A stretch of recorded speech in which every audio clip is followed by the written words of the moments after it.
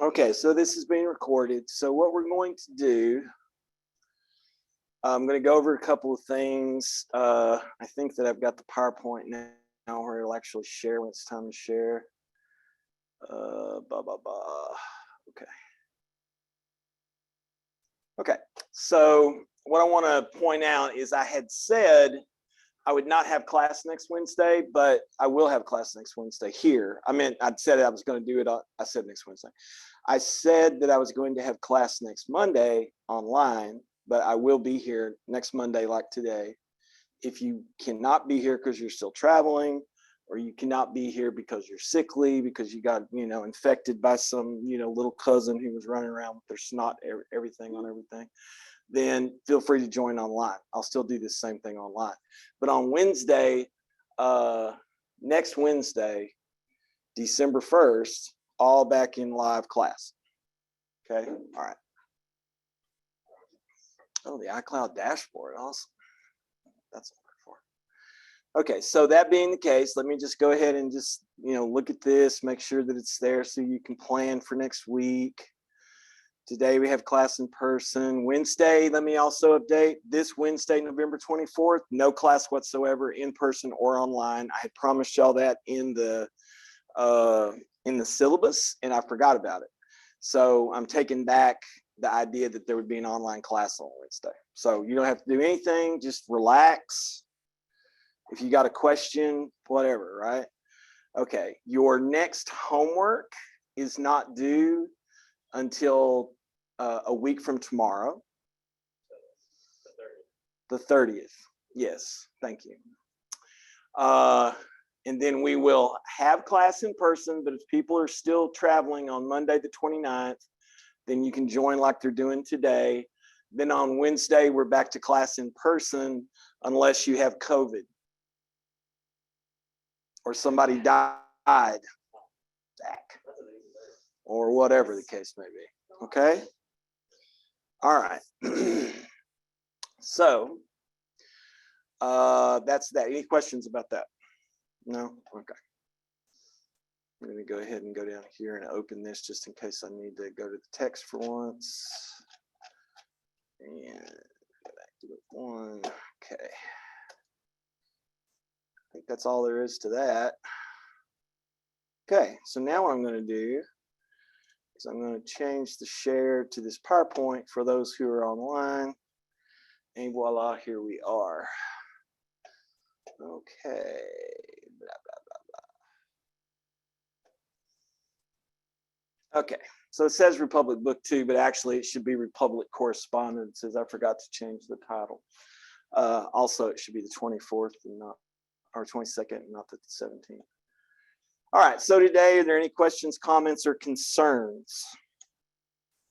Let me make sure there's no chat here. Are there any questions, comments, or concerns? Y'all are always so quiet. Vanessa, you have no concerns whatsoever? Okay. Is a day off? I am too, actually.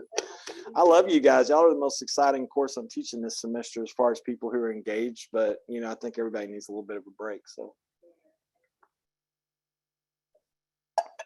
okay. Next assignment's due Tuesday, the 30th November, before 11:59 p.m. Today, we're going to go over a little bit more about the three aspects of the psyche and their interaction. I'm going to ask folks to kind of share how you think about justice. I'm going to go over the concept of Decalzune, which is the word that's translated as justice. Go over the correspondences, talk about the virtues and the vices, and then maybe we'll get into some of the theories or definitions of justice that are in the actual text. And then if there's time, we'll do some problem posing with the people that are here. Okay. All right. I have those on. Those are for me.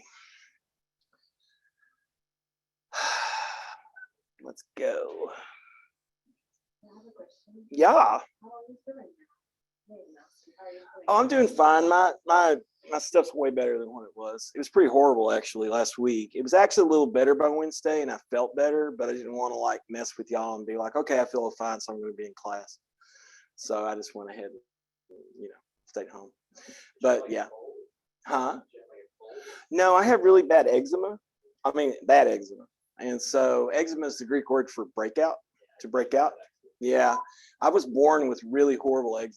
And so I've had it my whole life. There was one point in my life where about 15 years ago, my eczema got so bad that from here down to my ankles, I basically didn't have any skin.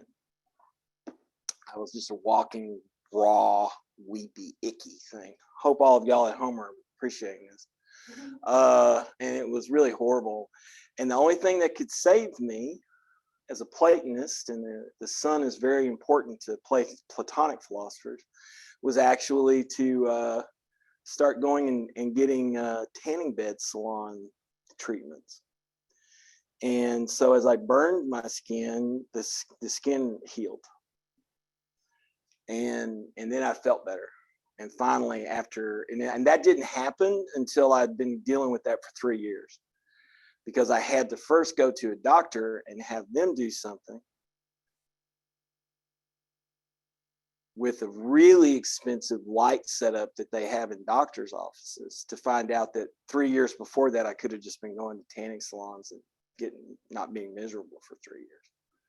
Okay, that's the end of that. That's enough information. But that's the kind of stuff I suffer with all the time. It comes about normally by stress, but also compulsive obsessive behavior if I get really anxious or something like that. Have you tried other medicine outside of the... Yes. Actually, I use a lot of African things like their black soap is what I use to clean myself, and coconut, and it's something else that African people use in their hair, not castor, but another kind. Huh? No, jojoba I'm allergic to. It's another kind of dark oil. It's a nut. I can't tolerate. Yeah, it's real good too. It's great for your hair actually. So I use it to keep me mostly under control. It's only when I have a severe breakout that I go to Western medicine. Generally, I just try to watch what I eat. All of this will actually be worked into what we're talking about today, folks at home. Have faith. Okay. All right. So let's go ahead and go down to talk about Decalzune.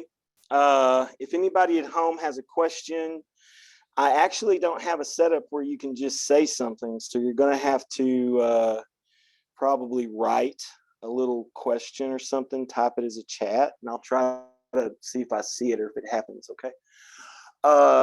So Decalzune, this is the word that does most of the work in the Republic when Socrates asks the first person, Cephalus, the old man, what is justice?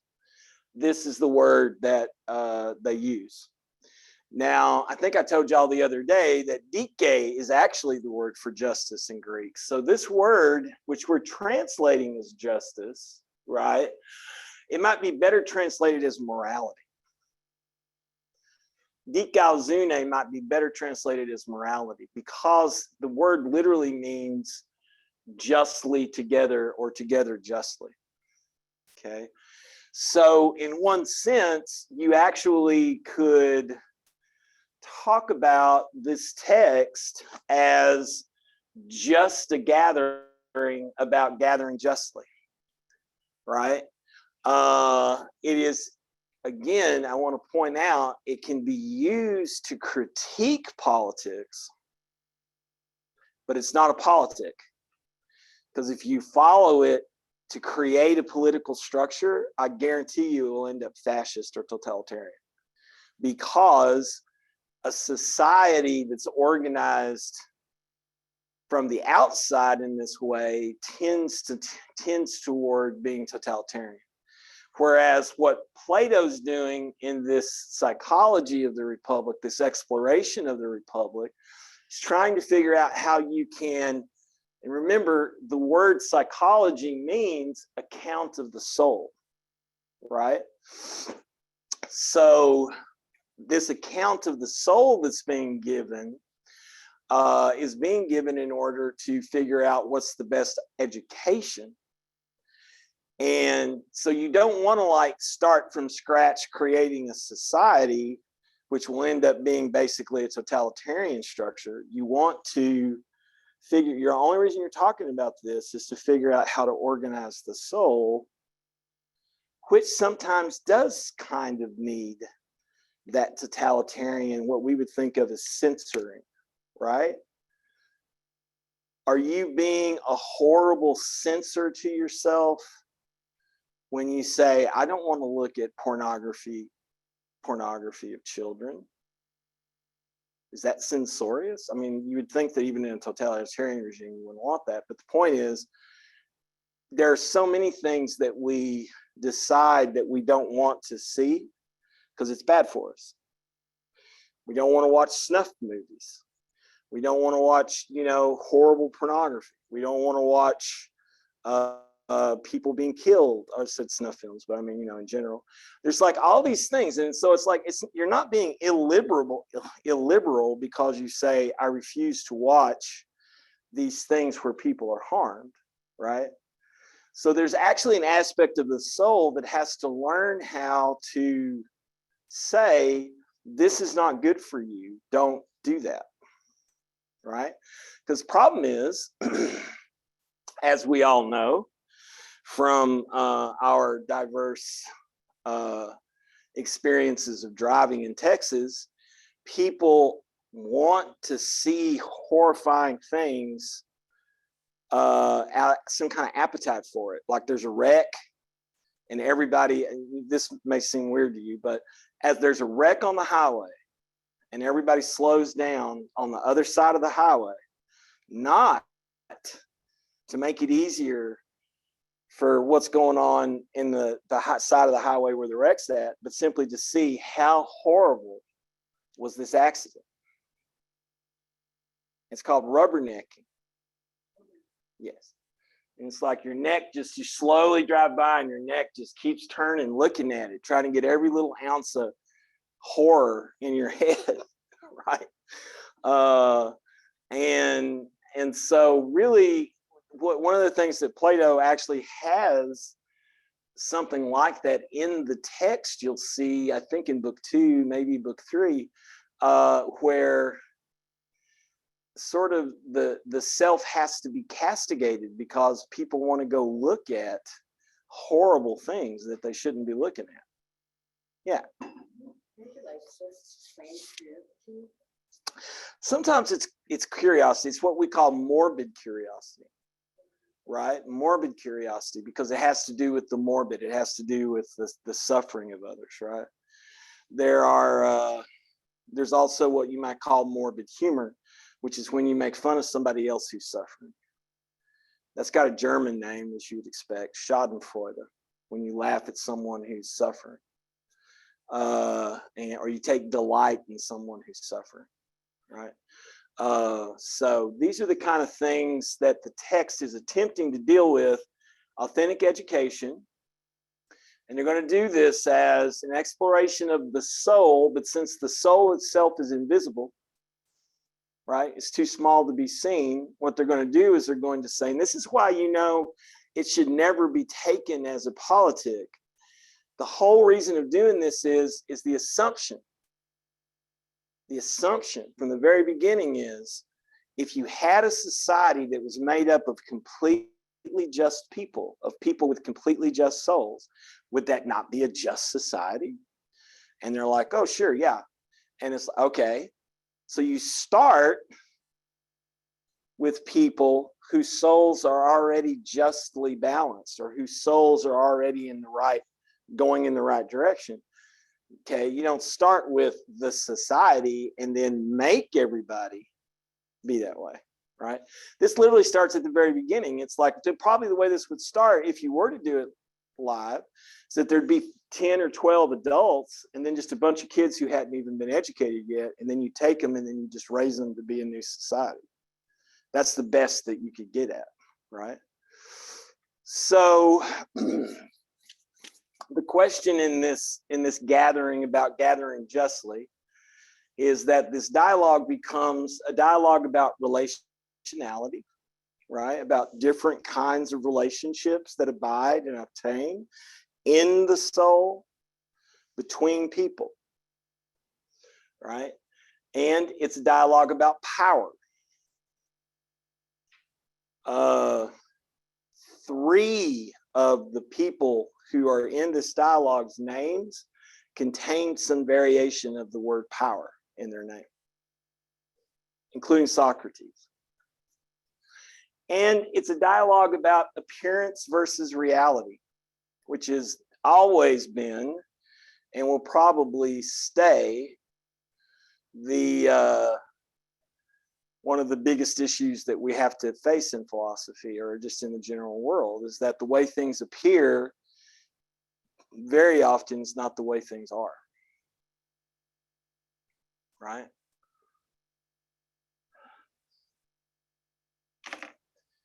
So we said this happens in Athens. Here's our relationality. Here's the city proper where the citizens live.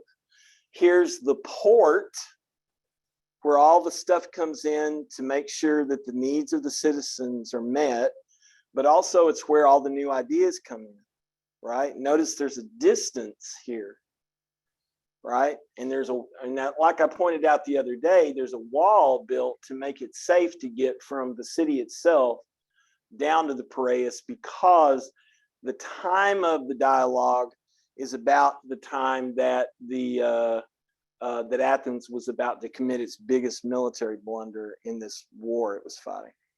Okay, and what is the relation? So this is the first thing, we might ask ourselves, how does the city relate to the port? How do the citizens relate to the merchants that live in the port, right? What's their function? The function of these people: to feed the need of the city first, but also to feed the desires of the city, right? Not just its needs, but its desires. Like, what do we need? Clean water, food, clean air, right? We don't need, I'm sure you've noticed I wear a lot of colognes and perfumes. We don't need perfume.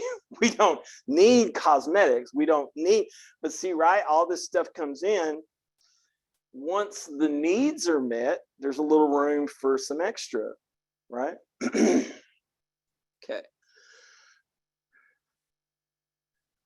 And obviously the city has power over the port, right? Because literally it's the port of Athens.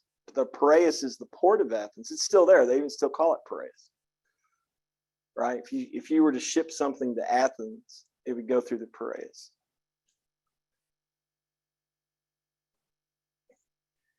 Now the question becomes, does the reality of Athens meet the appearance of Athens? Does the reality of Piraeus meet the appearance of Piraeus? This is something to keep in mind. In the United States of America, does the reality of the United States of America meet the appearance of the United States of America? Which most people who have not grown up here can testify to a lot quicker than most people who have grown up here, who are lost in the sauce, as it were. Does the reality of our trading ports, or the places we trade, or the ways that we trade meet, right, the appearance of? No, right?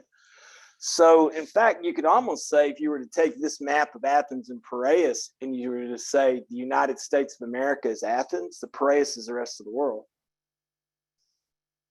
Because that's the kind of empire that we've built, right?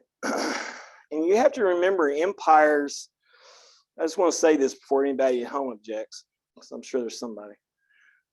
Empires can happen in republics, not just in monarchies. In fact, most empires start off as republics and turn into tyrannies or dictatorships or monarchies. Okay, Okay, so that's again where we were. Here we are again, the three aspects of the soul: the whole, healthy, holy version, the unwhole, unhealthy, unholy version, and then the corresponding body part. And this is some of the stuff that I went through the other day, but that I was writing on the screen in my scrawl, so it was a little harder to understand it.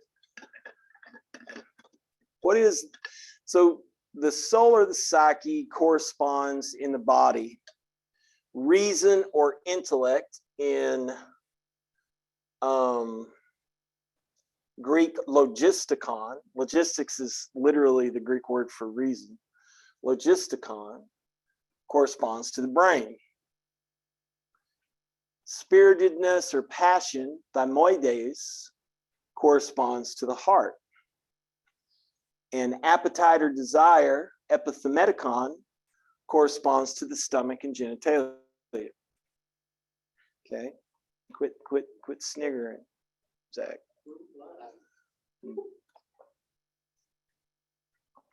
Anyway, and what I mean here when I say the whole, healthy, holy, remember, the reason I bring this up is an accent of English. These three words are all related to each other originally. They all derive from the same root, right? To be whole is healthy and holy, to be healthy is whole and holy, etc. And what I like to do is I like to kind of like see the people that are in the play, and I do think it works better if you think of it as a novel or a play, as representing these three: Socrates, Adeimantus, and Glaucon represent a healthy soul, the beginnings of a just soul. And these three, Cephalus, Polemachus, and Thrasymachus, represent an unhealthy one or an imbalanced one. If we say that the healthy soul is the balanced or the harmonic soul, and given the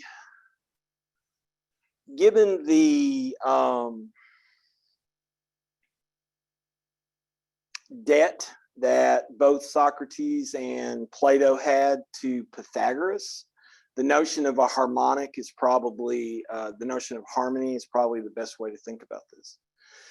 The word harmony in Greek is actually related to the word for a door joint or door hinge, right? And when something works correctly in harmony, right, it does what it's supposed to do. There's no noise, there's no offsetness, right? Okay. So just again to point out the meaning of these people's names and why they're important in this regard, Socrates' name literally means safe power, or literally restraint, right? Power that is safe is power that's restrained. You know how much to use, you don't use more than you need to. Adeimantus, his name means unbendable, unbreakable. Literally, it means never frightens. So in other words, you know the way you twist when you get scared? So you never twist that way. Then Glaucon's name means gleaming. It's the word from which we also get the word glaucoma, when you have that kind of pressure in your eye. But it literally means allies. This is important. Owls see best when? At night, right? So you should kind of keep that in mind when you're thinking about these characters. Now, the unhealthy one, of course, is Cephalus, whose name means heady, or literally the top. And this is where the dialogue is happening, in his house. Polemachus means battle chief, or literally warlord. And he's the one who invites everybody to the house. And then Thrasymachus, his name means warrior, literally bold fighter or fierce fighter.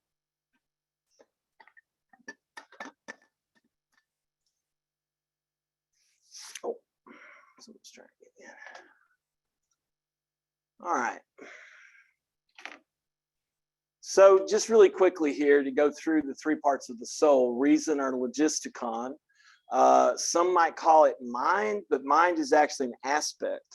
You know how we often say body soul and mind? That's because mind is an aspect of the soul. It's not the same thing as the soul, right? All right, so some might call it mind, but it goes beyond the limits of material experience. Mind does. It has an imaginative capacity, right? All right. The logisticon, or reason, is the smallest part of the soul, but it's the one that offers the possibility of comparative restraint. This comes from something really interesting. If you think about like why everything is falling apart right now, right? It's because there are bad logistics. Logistics are all screwed up, right? That's the reason we're having so much trouble getting things into the country, right?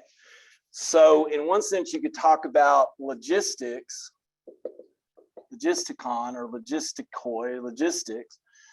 The Latin word is literally ratio. This is the word that our word reason comes from, ratio. So when I talk about comparative restraint here, what I'm talking about is the fact that wisdom, Sophia, is the ability to see and compare and contrast, and then make a decision of what would be the better thing to do, right? So whenever we talk about logistics, we literally are talking about seeing the situation and trying to figure out through comparison and contrast how we can make a reasonable decision for action. Now, in the text, this part of the soul is often referred to or compared to the Athenian, in the very best of the Athenians, right? And obviously, if you were to say there's a god that corresponds to this part, it would be Athena the strategist. Notice how Athena's dressed here. We call her the goddess of wisdom, but that's because Sophia means cleverness. She's actually dressed as a strategos, strategizer. She's dressed as a Greek general. That's why she's got a shield and a helmet and a spear, right?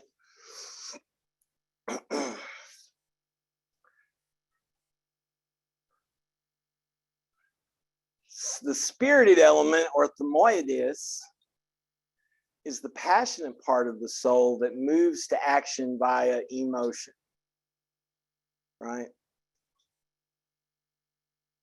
It's emotive, not an electronic motivation. It's just emotive. It's emotive. It offers the possibility of trained action. The possibility of trained action literally is ethics, ethikos.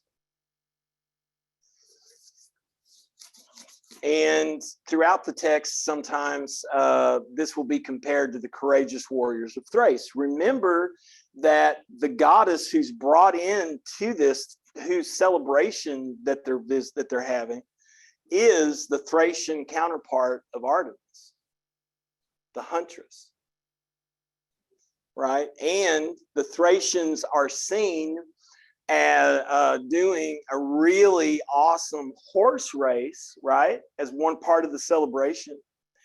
And this word thymoides, spirited, it's like how a horse is spirited. You know how a horse can be very spirited, very like just alive and awake, and sometimes hard to break.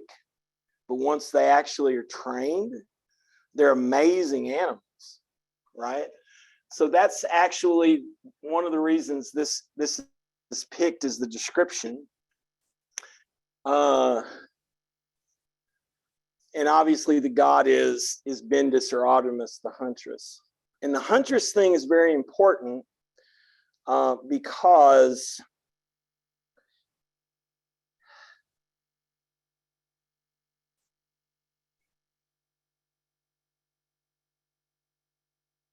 later on in the text, and I know all of you are going to finish reading the book sometime soon, not just, just the couple of pages I'm making you look at. You're going to read all of it, aren't you, Zach? There's a point in there where Socrates says the best philosophers are like hunting dogs. They're well trained. They know how to recognize the enemy. and they know how to suss out where something is hiding that you're trying to find. Okay, so the idea of the hunt is very important inside all of this as well. Okay, so then finally there's appetite, epithemetical. The desirous part of the soul, the largest part of the soul.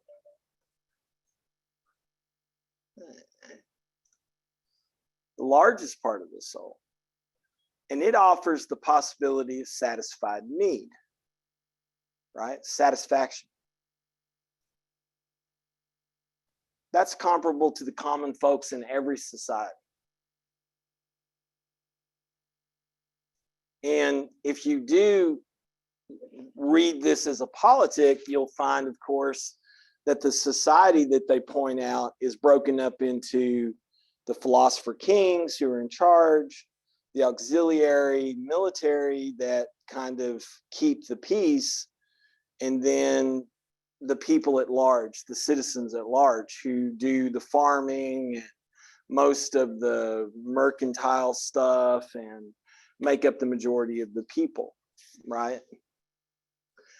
So basically what the dialogue does overall is, and then the gods here, there are two gods that I've decided really kind of fit well with this structure. Demeter, the great mother, and then Dionysius, the twice born. That's because Demeter is the person who gives us the stability of the harvest, and Dionysius is the one who gives us the ecstasy of wine. And both of these things are very important to everyone in a society, in a sense, right? The stability, but also the opportunity to have a good time, right? It's necessary to have fun once in a while. Okay, all right. So if you were to take this then and kind of watch the, break it up in this way, which sort of, you know, maybe makes it a little too easy, to breaks it up too easily, but I think that it works. The logisticon, or reason intellect, corresponds to the brain. Its driving power is logic.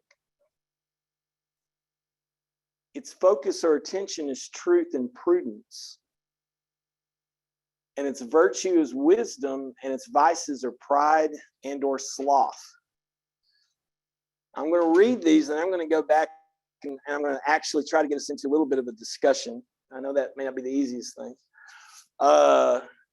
Then spiritedness or passion, the thymoides, is heart, corresponds to the heart. Its driving power is emotion.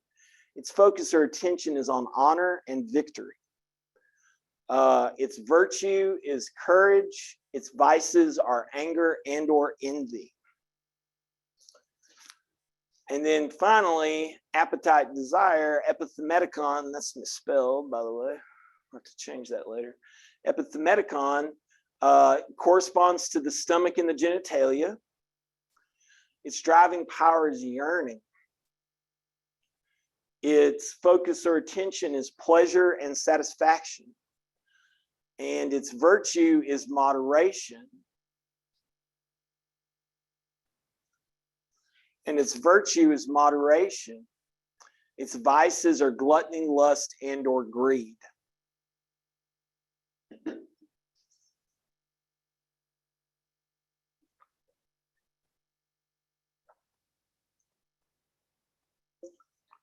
Okay. So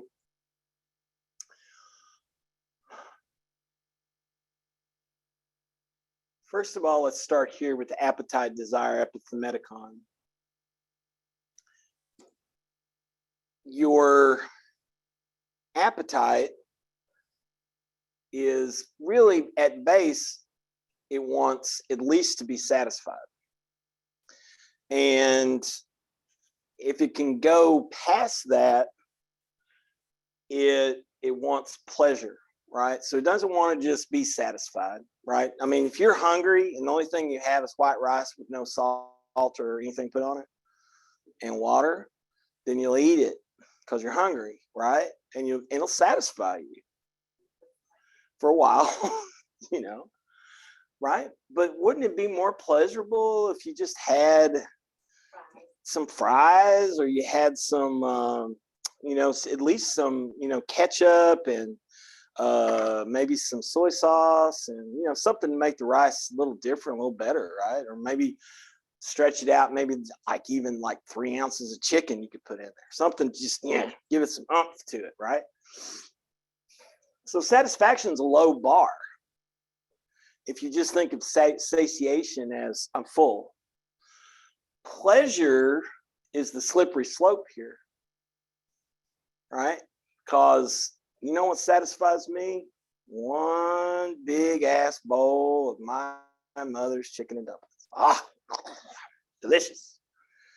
It's my favorite thing. I remember when I was actually finally able to make it myself, I was so pleased. I ate the whole batch, which went well beyond satisfaction. Because I said to myself, these dumplings never stay good on reheat. I'm just going to go ahead and eat them so they don't, you know, because they won't be as good on reheat. So I ate a whole pot of dumplings.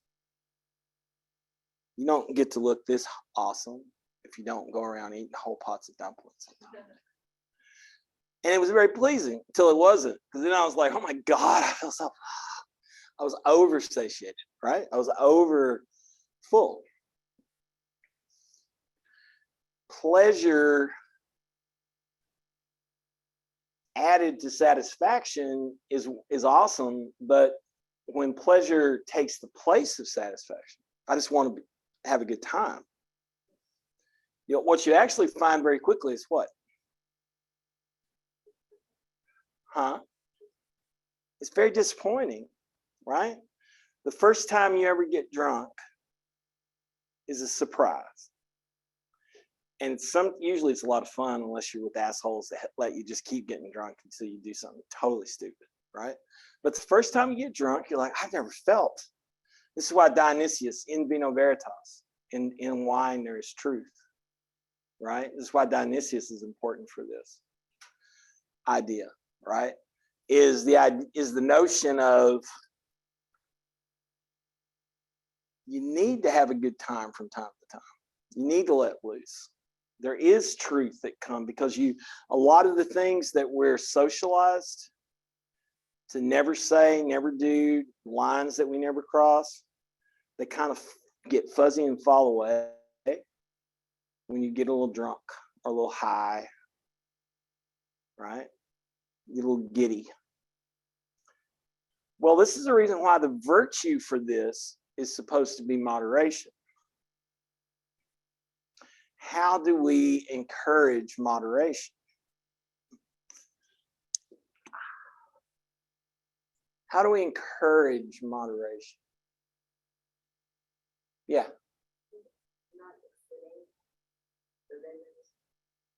Not extending the limits? Exceeding the limits. Setting a limit of some kind and not going beyond them that's part of moderation. Yes, exactly. So moderation is a kind of way of mediating, right? To make sure you don't do too much. You don't go too far, right? Now you've gone too far. Okay, good.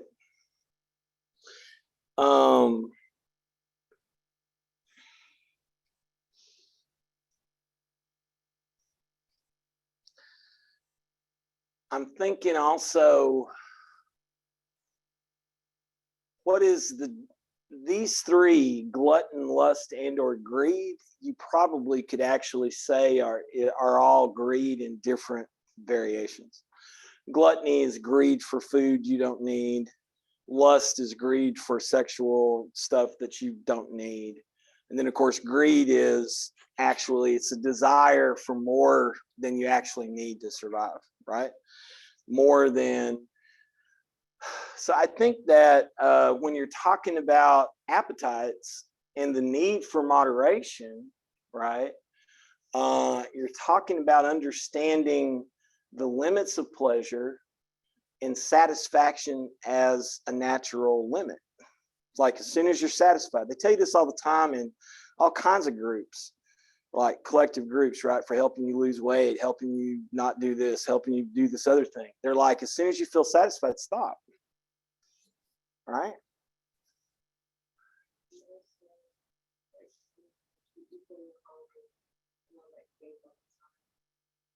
Yeah. Yeah, you can, there's so many different kinds of little tricks and things that we come up with, so many little ways that we come up with to try to like not go too far, right? But this is basic to, so really what's going on here is the idea that there's a part of the soul that wants to make sure you survive, right? There's a part of the soul that wants to make sure that you live and that you do not die.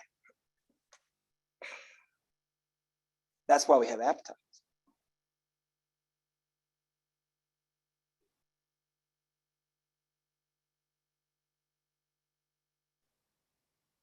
What do y'all think?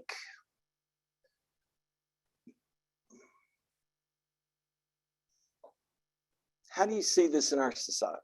Vanessa, how do you see this in American society in the 21st century?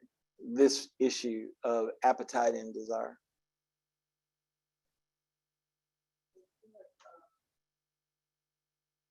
I think that I don't know how, but I don't think the human race is ever going to feel satisfied.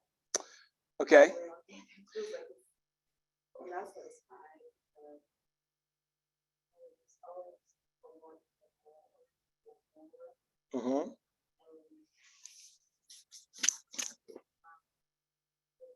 We're not satisfied with just one food. And also, for example, I would say, like the bed, right? You go in your bed. Is there something wrong with the other bed? There's nothing wrong with it. But you know, the marketing and everything, Mm-hmm. it has like the mattress. You can still sleep on your old one. Mm-hmm. You want, you know, another mattress and another bed to sleep with. And then there's the I like that because you brought in the fact that especially, I mean, I think this is true everywhere now, but you know, if we just stick to North Texas in the 21st century, we're just constantly bombarded with advertising that's trying to get to whet, as they say, whet our appetite for stuff we don't need. And that's what happens this week, right? It's like first we gluttonously stuff ourselves with food and give thanks for whatever that we may want to give thanks for. And then a lot of people go and stand in line to buy shit that they don't need. And yeah, it's nice to make kids happy on Christmas morning, but I don't know why that can't be different than giving them a lot of crap they don't need. Right? Zach's like, I want to get a lot of crap I don't need on Christmas. Ain't that right? Actually, I don't ask for anything. You don't ask for anything? That's how you get everything you want. Ask for nothing and you get everything you want. I called up the parents like, hey, do you mind if I buy a dog? I'm like, never asked for anything, I guess. So there you go, right? So appetite then is a basic thing that helps keep us alive. And actually you could kind of extend this out and be like, you know, even plants have appetites, right? Now this thing that we call the spiritedness or the passionate, which is the driving powers of emotion that corresponds to the heart. The emotion, this is an interesting thing here. And this kind of, I think this really points out that this text is coming from 5th century BCE Athens, that the emotional is concerned with victory and honor, right? But I still think it has a place to play in the 21st century for this reason. Why are you getting a college education? Yeah.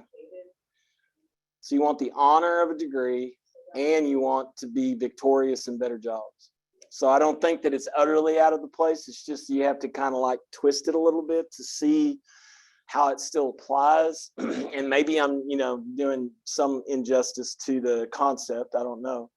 But I don't think so. Victory. What is victory? Zach? What is victory? You want a dog over your parents. So what's out of your parents? So what is victory? To win. to not be defeated, right? To get over some struggle, get past some struggle, right? There's another way that you could think of victory then as the end of struggle, for the moment at least, and at least something that was really hard or difficult, you've gotten beyond it, right? So now you've had a victory over arithmetic. In first and second grade, it was a pain in the ass. By the time you're in fifth grade, hopefully, you can add and subtract and multiply with ease, right? But this thing about honor, I think, is the one that's a little harder. We can kind of understand winning, but honor is different. And I think that's because honor is, at best, honor has been replaced in our society with fame. And it's not the same thing. But honor, how do we understand honor? Anybody want to throw in on that? Yeah, Vanessa. I think honor is thing the merits, I would say. Honor, something that you deserve, you've earned, a merit, something you.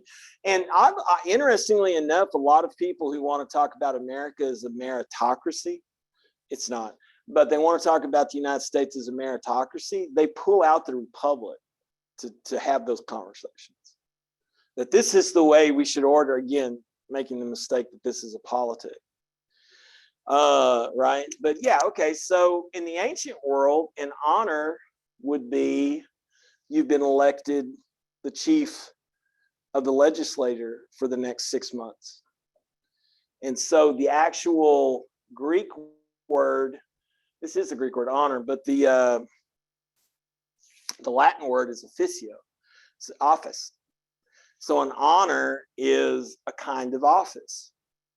So my degrees and your degrees, but my degrees now, since I have them, say that I'm due all the honors that come with being invested with the victory of getting my degree. I get this honor, right? So over time, the term has come to mean in English, it's something you give somebody, you honor them, right? But you only honor people that deserve to be honored, right? Now, in other cultures, I don't know, I know there's a concept among the Dinka, and I know there's concepts in different Native American, and of course, obviously in the Japanese and the Chinese, the notion of honor as the fullness of my person. I deserve, I act a certain way and I fulfill my duties and I am due the honor of that. And if you do something that dishonors me, I have to clap back at you because that's created a new structure of struggle, right? So if you dishonor me, then I'm going to throw these hands. That's all there is to it, right? Or, however I do that. Usually I do it with making fun of people, but I've never been much of a. What? Is it honest sometimes with an ego, but a good ego? It's a good ego. I mean, in its best, somebody who honors themselves who's undeserving of honor, certain orange presidents, are they're out of their head, right? And notice the thing that corresponds to honor and victory here, the virtue that keeps it balanced is courage, right? But when it's not balanced, it tends toward anger and or envy. Notice that people who give themselves honors, give themselves airs, as we might say, right, usually do so because they're envious of other people, right? And sometimes people who seek struggle with others to win do so not out of courage, but simply out of anger, right? And notice as well with these that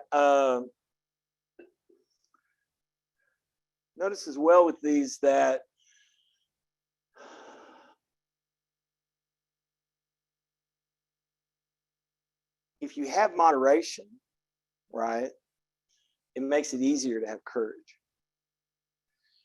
Now we got to think about courage for a second. How do we understand courage? And literally in English, the word is related to heart. Cœur. Le cœur. Yeah. Cœur. Cœur. Le cœur. My French is unfortunately very Spanish. Yeah, it's related to heart. Corazón, yeah. La corazón, el corazón is the Spanish. So courage comes, it means big-hearted, right? The heart of the lion, actually. Richard Lionheart. Is that what you said? No, that's what I was thinking. That's what you were thinking? Yeah. I was trying to remember how that was. So you might actually think of, you might think of this, of appetite as a cow or a sheep or something that's, you know, doesn't really think a lot, but it can grow well, right? You think about this as a lion or a horse, you know, something that demonstrates a great deal of courage, or a dog, I think is another good one, right? But courage, what is courage? How is courage? Excuse me. Thank you for correcting me, Zach. How is courage? How is courage? Lois, how is courage?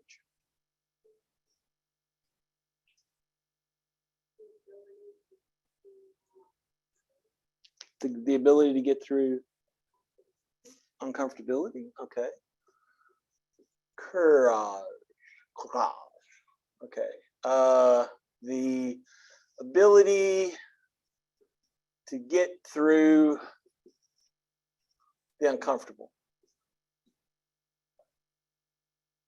or the discomforting. Okay, good. I like that actually. Now, what's the most uncomfortable? What makes you the most uncomfortable fastest? And don't say my grandmother naked in the bathtub. Let's not go to absurdities. What makes you uncomfortable quickest? Things that you love or things that you're frightened of? Fear. Yeah, so this is nice because it corresponds nicely to this notion. To be fearful is to be highly discomforted, right? And courage for Socrates, Plato, Aristotle, and basically for the ancients in at least 10 different civilizations, courage corresponds to the ability to see what you're scared of and still act. Right? So actually the first victory is over your fear. Right? And that's what brings honor. Right? And that, again, that can be in any kind of thing. It's like you're scared to stop working your 9-to-5 job and go to school. But you get over that and you start going to school.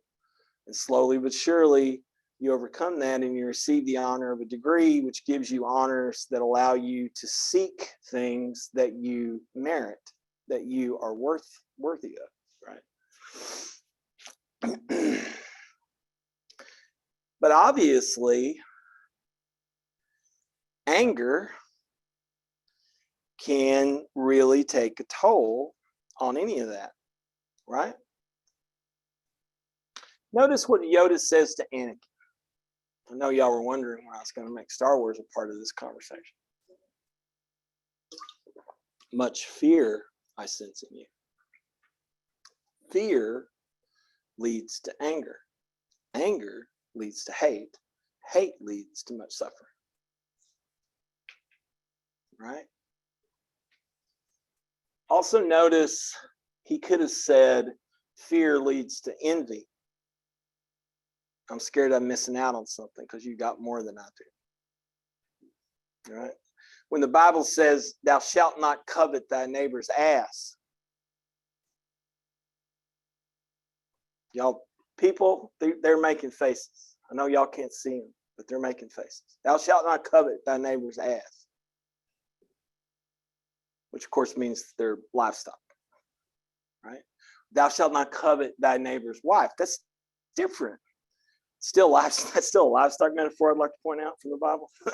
Whether it's the ass or it's the wife, it's still livestock in a tense, right? But the point, of course, is this envy has a place to play in that too, right? Well, so then you get up here to reason, to logisticon, to logistics, to ratio, to intellect. It's driven by law. Yeah, Vanessa.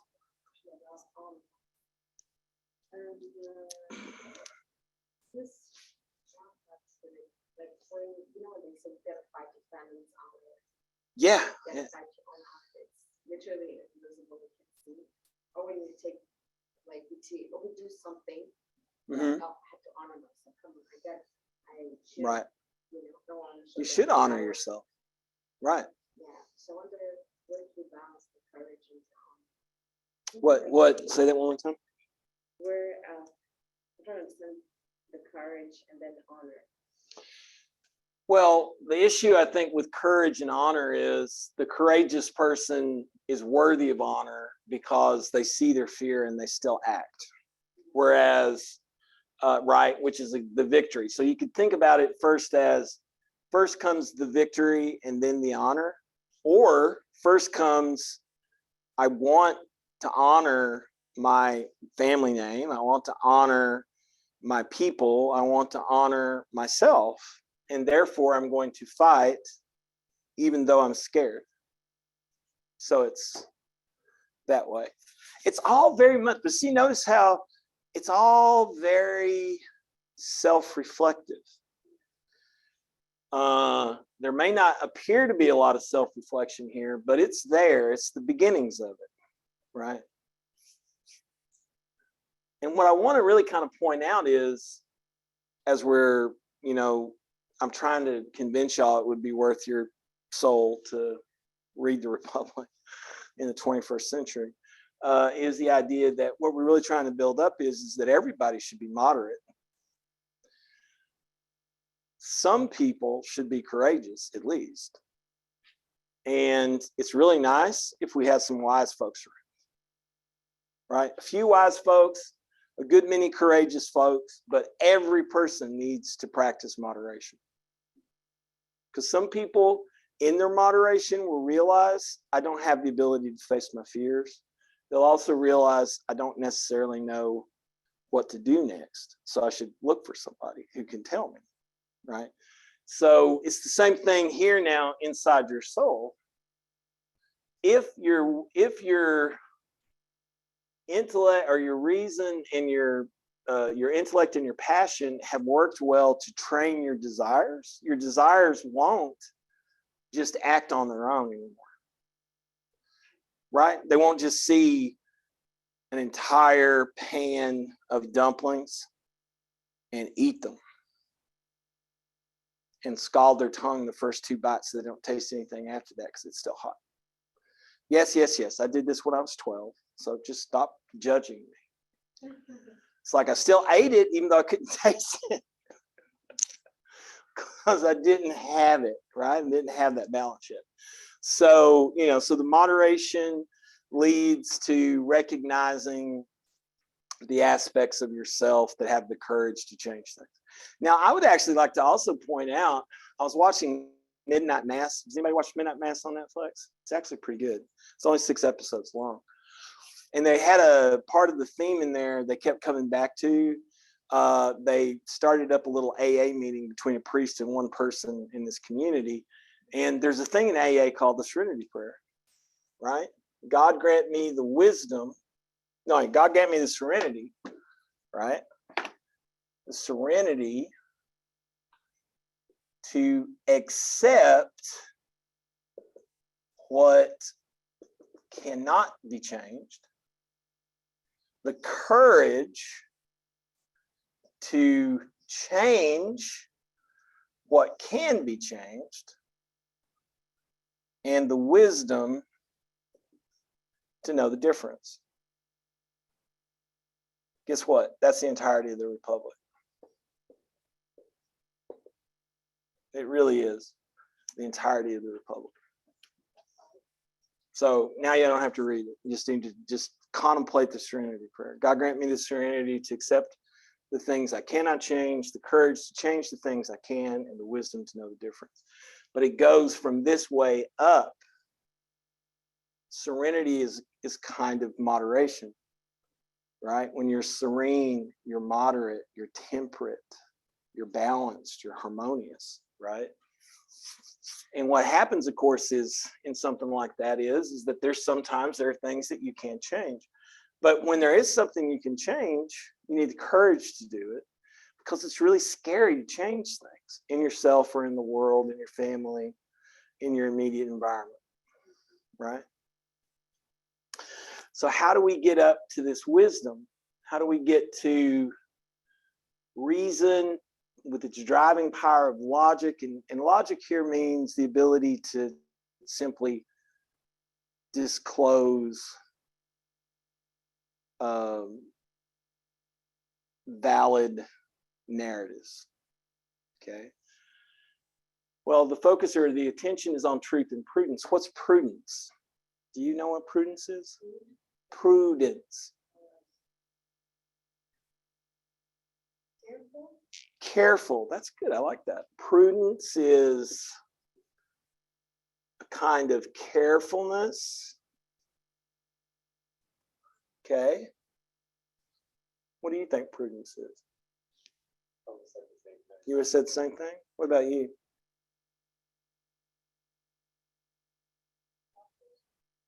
Cautious. Okay. Yeah, I think these are both really good.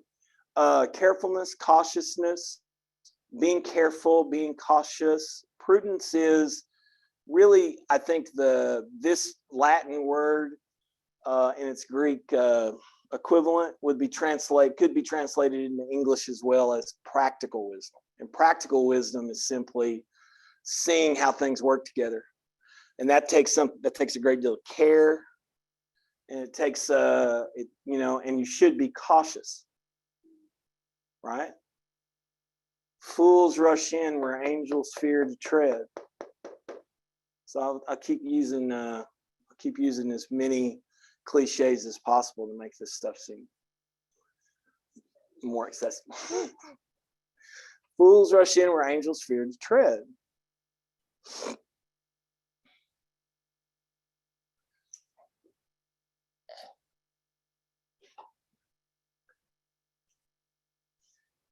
Well, if logisticon translates into Latin as ratio and into English as reason, then prudence is one of the places where you first start cautiously comparing and contrasting what you know to be the case in the circumstance. Brings a tear to my eye because it's so moving. Anyway, truth though. What's truth? Truth is a reality check. I like that actually. So truth is reality check. Okay, that's really nice because he brings us back to that thing I said earlier about, this one of the main themes in this is appearance versus reality, right? What else? How would you define truth? No lies. Okay. What did you say? Blunt. Okay. No lies. Blunt. So these are nice descriptors of it. It's a reality check. You won't find lies. It's blunt in the sense of, I think by that you mean it's to the point. Okay.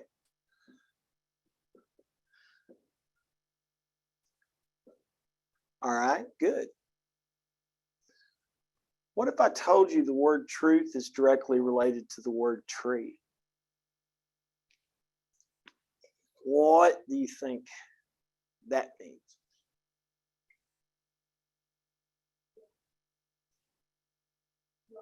Raw.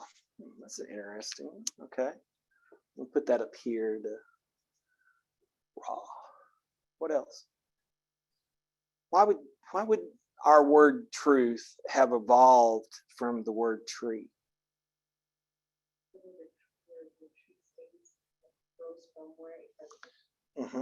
It tends to stay in one place. You know, if I mark that tree and it's some 20 miles away, the next time I see it, I'm like, that's an int. That's not a tree. That's Lord of the Rings joke. Right? Okay. Thank God there's one nerd. Anyway, so right, it's like trees don't move. I mean, they move in place. And that's an interesting thing too, right? A truth can grow. It can become more. It can bear fruit. It can give rise to new truths, right? And if you actually understand the way all trees inside of a forest or inside of a field are related to each other to such a degree that in the networks of the roots, the trees whose seeds have given rise to other trees, they will send out messages through the roots to protect their offspring.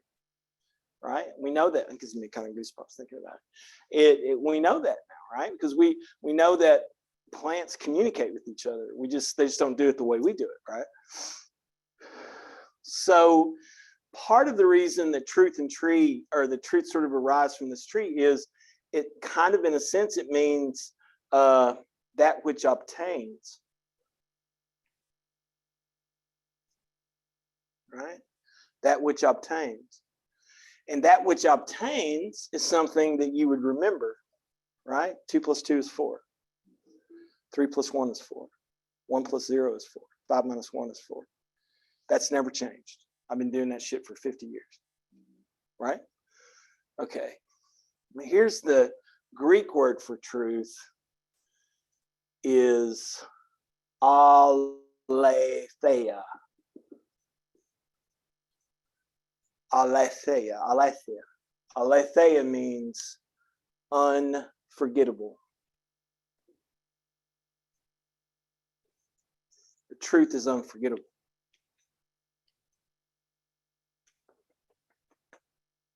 Sometimes we want the truth of appearance because the truth of reality fucks us up, right? Oh, I remember my grandfather used to bounce me on his knee, and he was such a wonderful person, and and all the rest of these things. And you have this wonderful memory of him, all appearance. And then the reality comes out. Oh, he was a member of the Ku Klux Klan. He was involved in it. This isn't actually my family. I know you're like, he's told some stories about growing up in Texas. So no. My family actually always thought the Klan was a bunch of assholes. But the point is that it's so easy sometimes you find these things out, right? That people are actively horrible. And that's the reality of who they really were. But all you have is this good memory. And that's all you want to think about. That's all you want, right? But once you know, it's unforgettable. And it changes everything, right? Changes the whole structure. Well, this is where this notion of wisdom being doomed to see, that the virtue of this is doomed to see, is doomed to, in a sense, if you also look at this word aletheia, you could also translate it as disclosure, right? Because this word means to break open what's closed. So the aletheia has two motions to it. One is it breaks open what's closed. The reality's been closed to you. Suddenly the appearance is broken and you see the reality, and that's unforgettable. Like your grandmother in a bathtub. Just don't. You keep bringing that up. I feel like secret story to this. Yeah. There's no secret story to it. I just kind of come up with whatever I think would make most young people uncomfortable. You know, walking in on your parents having sex, whatever.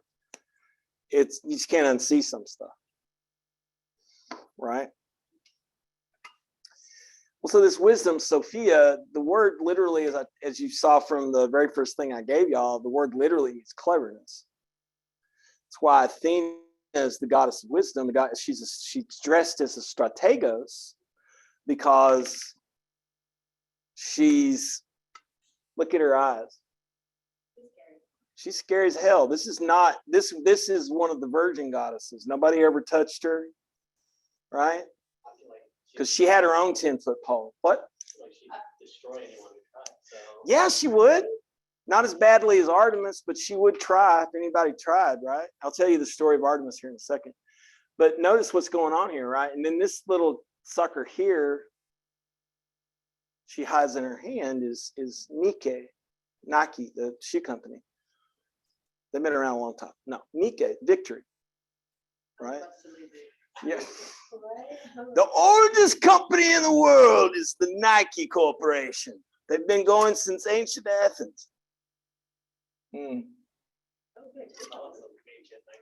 Yeah. So this is Nike, the goddess of victory, and she holds Nike in her hand. But notice she's not the same thing as that, right? Because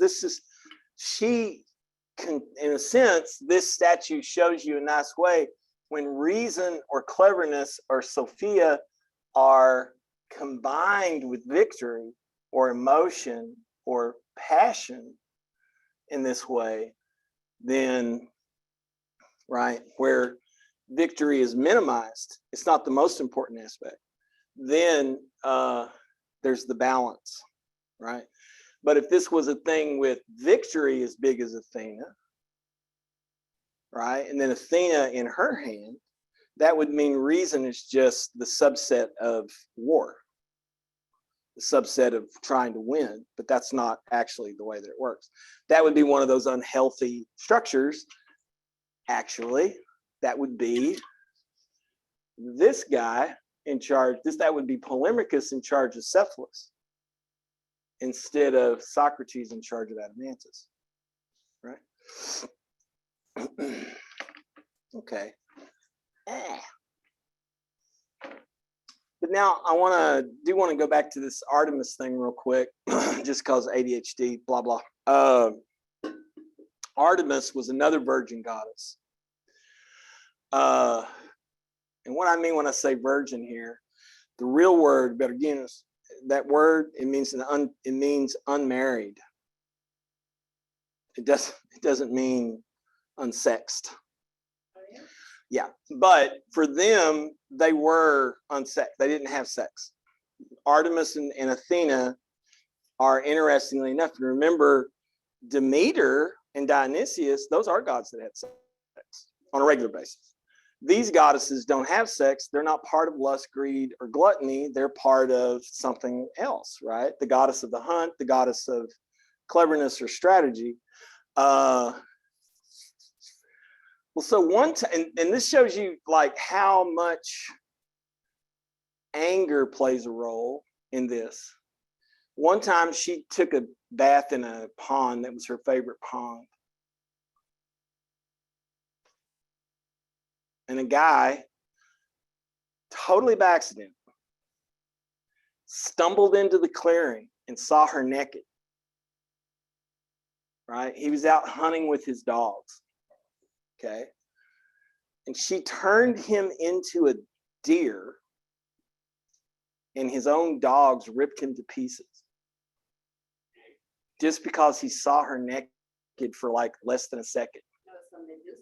That's some kind, yeah, right? There's a lot of these kind of stories, right? Of the feminine, the divine feminine and its ability to destroy.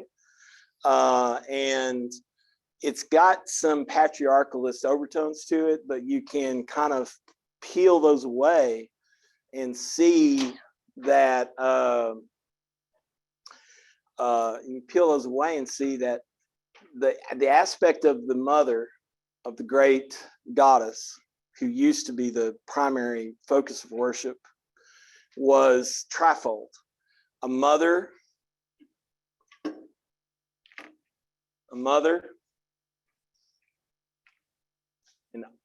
an older woman with wisdom, the crone, and a maiden. So all the goddess always had these three faces. And in Greek mythology, as the patriarchy took over, one of the ways that they disempowered the feminine was by breaking the mother up into pieces, so that she had something that corresponded to keep her under control. So Hera had Zeus, Poseidon had, I can't remember who, and Hades had Persephone, the daughter of Demeter. And so this is actually an aspect of how potent and powerful the feminine is, because men can't make babies. This is the reason we still have all this bullshit laws that are being written. Because men cannot make babies yet without a womb, the patriarchy continues to divide and conquer the feminine, so that it can't have the power of life, which it does, right?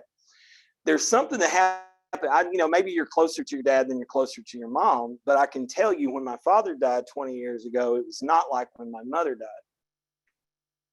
or like when my brother died, right?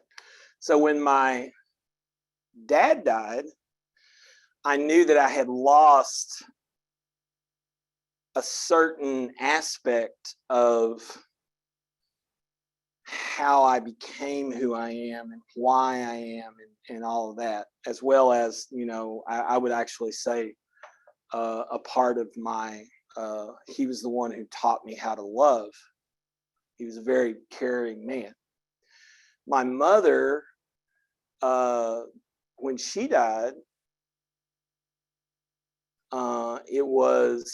when my brother died, he died before my mom and after my dad. So when my brother died, there's the person who gave me my sense of humor. I know I make this sound very narcissistic. It's about me. It's not.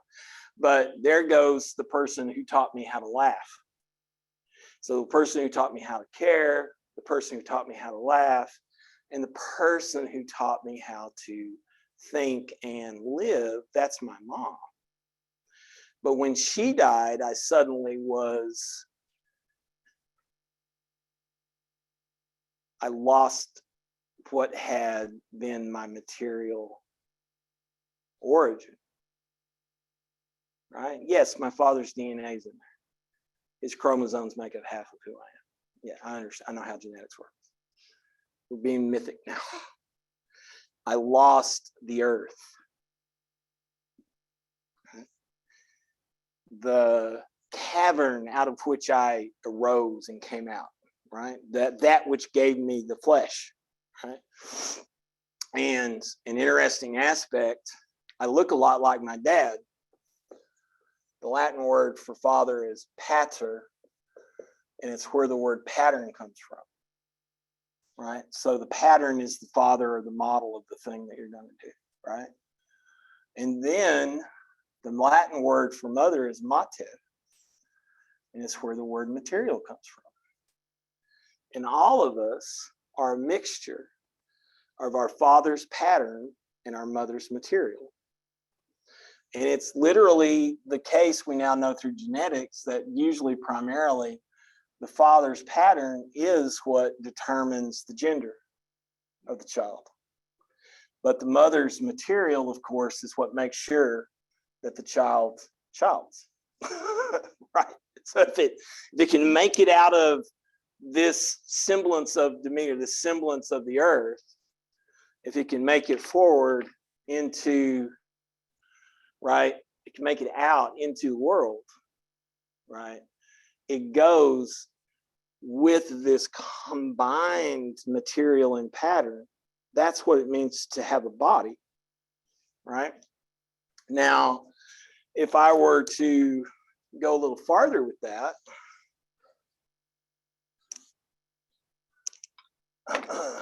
I would say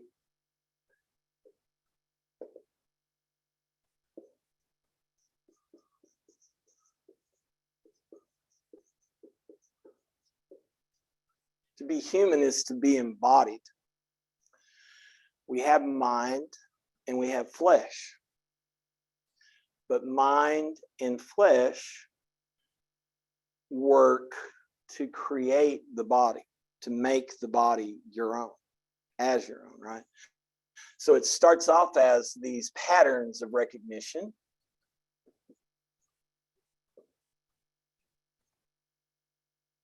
And these materials for experience. And this is how I am, right? To be human is to be embodied.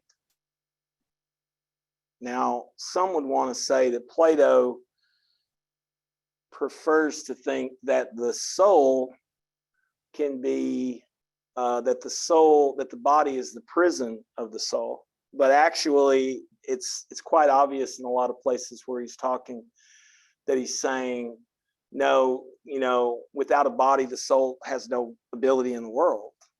So they do have to work together. But it is the case that the flesh will decay. Right? Now, what does that mean? Even in the Bible, Jesus makes a distinction, and Paul makes a distinction between mind or spirit, right, and flesh. Sarka. Okay. Sarka is the Greek word for flesh. Okay. Sarcasm means to take the flesh off somebody. Right? The Greek word for body is soma. So when Jesus and St. Paul are talking about the spirit and the flesh, right, they're talking about how the spirit right now is in flesh. The body is infleshed. But there will be a day, I'm sorry if I'm getting too Christian, there will be a day when there's no flesh, but the body is. The body with the uncorruptible body, right? So this is actually, you can see this stuff in Jesus and Paul, but it's made sense of in Judaism, Christianity, and Islam by applying Plato and Aristotle to try to, flesh it out, if you will. No pun intended. Flesh it out better and make it make more sense, right? Okay. Well, do y'all want to do problem posing? Yeah. Y'all didn't get to do problem posing. So I'm thinking what I'd like to do today is to finish out with some problem posing. People at home can stay online if you want, or you can go ahead and go. Let me switch over to.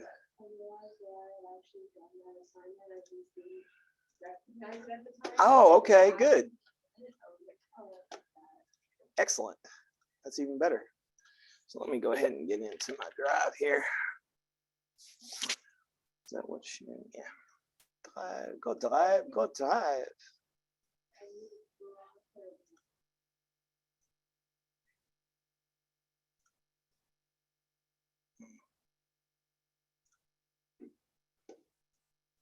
I guess before I give everybody my stuff, I should probably.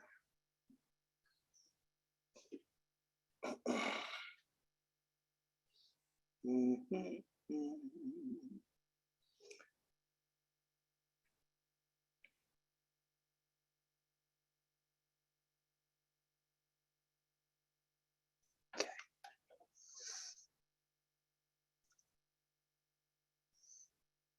So what I wanted to kind of do here is I actually think that I figured this out a little better to remind myself, like, you know, I'm so unmindful. Sometimes I forget my own techniques. So I wrote this down so we could kind of like use it to help us with it. And okay, let me go back over here now and share where'd it go? This one. Okay. Bring this down here. No. All right. Move it there. Go here. What? Okay, that's stupid. Just do it and get it over with, dumbass. It's really strange. Okay. So here we have the ones that we did the other day. So what I want to do for today, I guess, is just kind of like take down, get it back to a place where we can kind of go through with you guys. Okay. Yeah. Do the same problem posing. So the first thing is to we'll go through and we'll pose. Lois, you want to go first? Okay. Is it okay recording it and everything's all right? Okay. Ooh, and you're LOIS? Okay. Oops. Okay. So what's your query? How can we fight the fear of confrontation?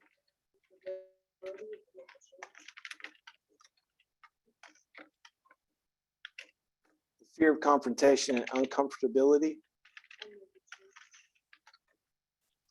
and make a change, or to make a change? Sorry, I'm correcting you before you even had a chance. All right, so I'm going to go ahead. What I'm going to do is get all of y'all's. So if you've got the query in mind, Vanessa, is it okay if I record? What's your query?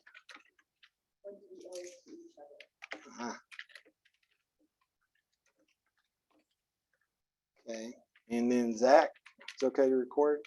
What's your query? How is the relationship of fear and hate created on this world? How is the relation of fear and hate created upon this world? Awesome. Okay. This is a great place to start. Now, what we want to do, I'm putting this here for the benefit of me being old and forgetful. We're going to go through, and I'm going to have y'all reread your questions again, and then I'm going to ask you to reflect on your question. Then I'll ask, since we're starting with you, Lois, I'll ask Vanessa and Zach to assess the question and figure out if there's something that stands out to them. Then that'll give you a chance to reconsider and think about other ways you might use other words. Then after we've done all three of y'all, we'll go back and we'll look for the relationality of it all. Okay? All right, so first, Lois, would you be so kind as to read your question out loud? How can we fight the fear and confrontation and uncomfortability to make a change? Okay, read it out loud again, but slower. How can we fight the fear of confrontation and uncomfortability to make a change? Okay, read it out loud one more time. Slower and louder. How can we fight the fear of confrontation and uncomfortability to make a change? Okay, share with us why this is your question. So my three